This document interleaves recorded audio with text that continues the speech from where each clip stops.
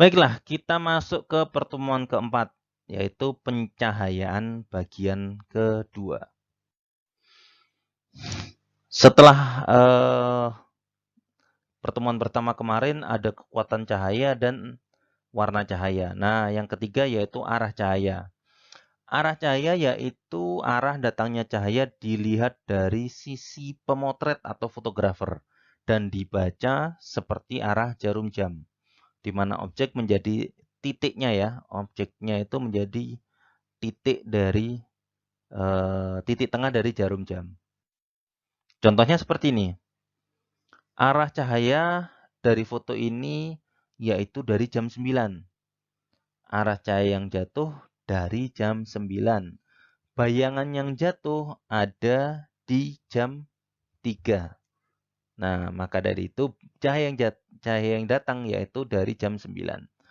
Itu adalah cara membacanya. Kita lihat berikutnya.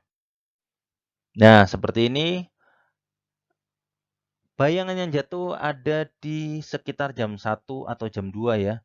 Jadi cahaya yang datang yaitu berasal dari jam 7. Berikutnya lagi kita lihat contohnya, bayangan yang jatuh ada di sekitar jam 8, maka cahaya yang datang berasal dari jam 2.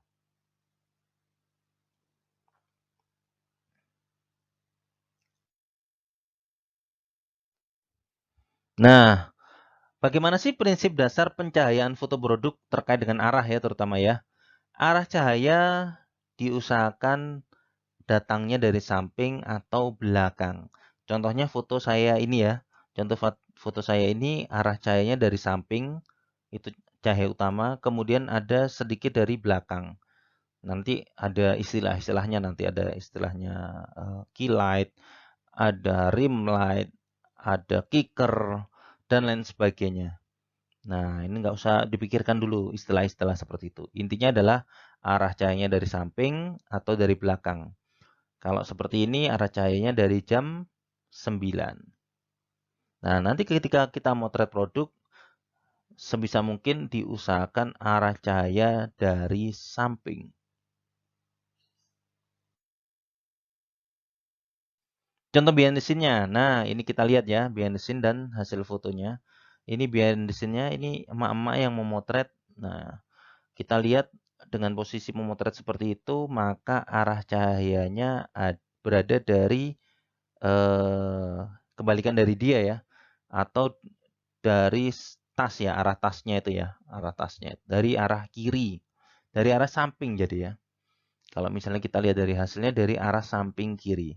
Kita lihat bayangannya itu juga, bayangannya itu sekitar jam berapa nih? Jam 5 mungkin ya. Jam 4 jam 5 saya lihatnya dari yang bunga putih itu di bagian atas.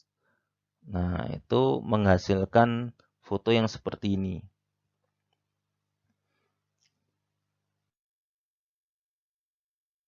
Berikutnya kita lihat, nah ini kita lihat arah cahayanya dari mana.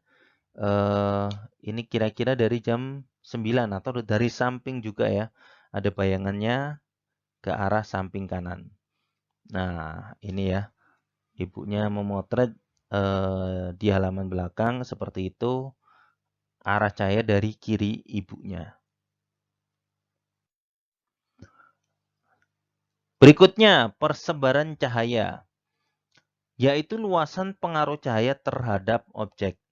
Apakah cahaya tersebut menyebar atau luas atau menyempit di bagian tertentu. Contohnya cahaya menyebar seperti ini ya. Nah, ini foto-foto dengan cahaya menyebar semuanya terang, istilahnya seperti itu. Semuanya terang. Contoh kalau misalnya di film adalah kita lihat sinetron semuanya terang. Beda ketika kita melihat film horor atau film action.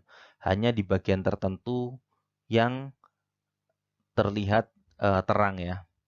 Itu adalah cahaya, persebaran cahaya. Kemudian ketika cahaya menyempit, nah ini seperti ini cahaya menyempit hanya di bagian tertentu yang kita beri cahaya. Nah, seperti tadi kalau misalnya di sinetron terang semua, kalau misalnya di film action atau film horor itu cahayanya menyempit seperti ini, hanya di bagian tertentu. Yang berikutnya, karakter cahaya, yaitu bagaimana cahaya itu menghasilkan karakter bayangan. Apakah bayangan itu kasar atau harsh, atau lembut, atau soft. Contohnya seperti ini. Kita lihat hasil bayangan dari foto tersebut, bayangannya kasar, yang pertama ini. Kemudian kita lihat foto berikutnya, bayangannya lembut. Nah, tidak semua foto itu harus berbayangan lembut, dan bayangan kasar itu menjadi buruk, tidak semua seperti itu. Jadi tergantung dari apa yang akan kita foto. Ya, ini bayangan lembut ya, ini bayangannya kasar ya. Nah, contoh lain misalnya ketika kita motret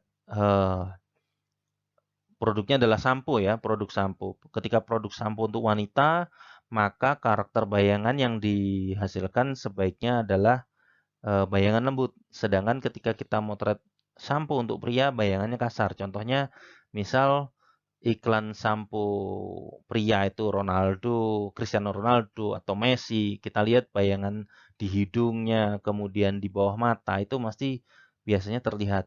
Kalau untuk sampo laki. Sedangkan untuk sampo wanita, itu hasilnya biasanya soft. Jadi kita sesuaikan dengan kebutuhan atau produk yang akan kita foto. Tidak ada yang salah.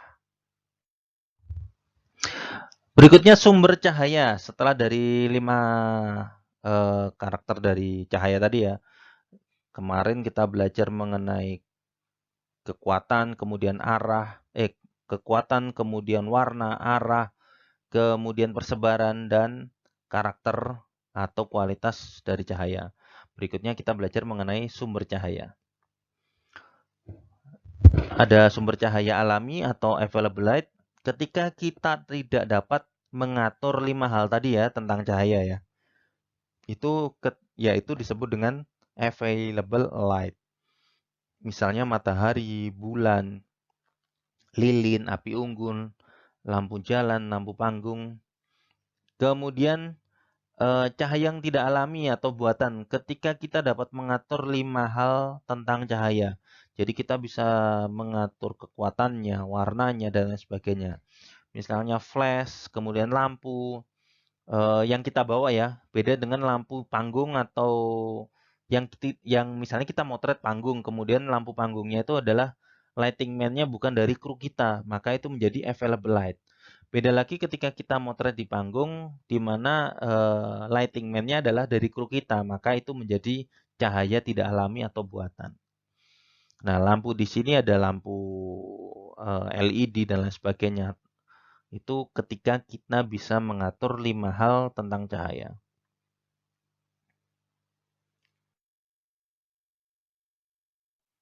Nah, ini adalah pencahayaan alami dengan cahaya matahari seperti ini.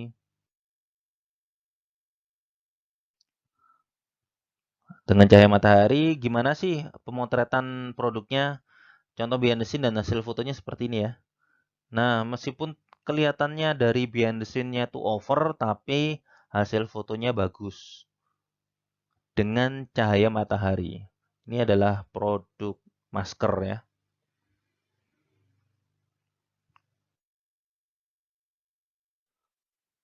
Kemudian kita lihat, nah ini adalah menggunakan cahaya matahari. Hasilnya kita lihat, hasilnya bisa seperti ini.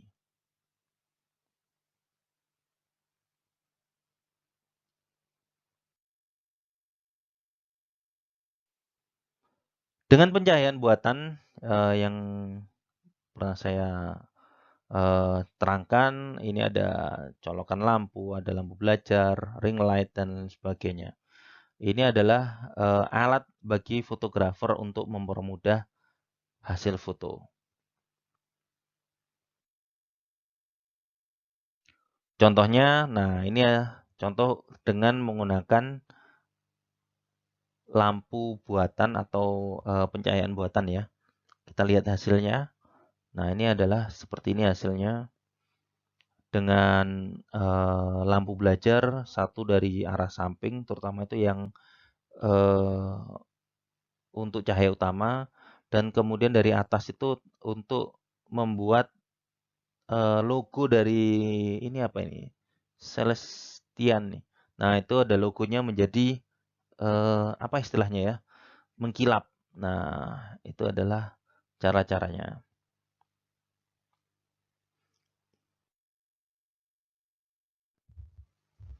Nah, ini kita lihat lagi kalau misalnya kita menggunakan peralatan yang lebih lengkap, hasilnya seperti ini. Nah, ini hasilnya seperti ini. Dengan lampu LED yang di dalamnya, ini yang isi 4 ya, dengan softbox yang digunakan dan tidak perlu menggunakan flash. Ini foto menggunakan HP. Ini foto menggunakan HP.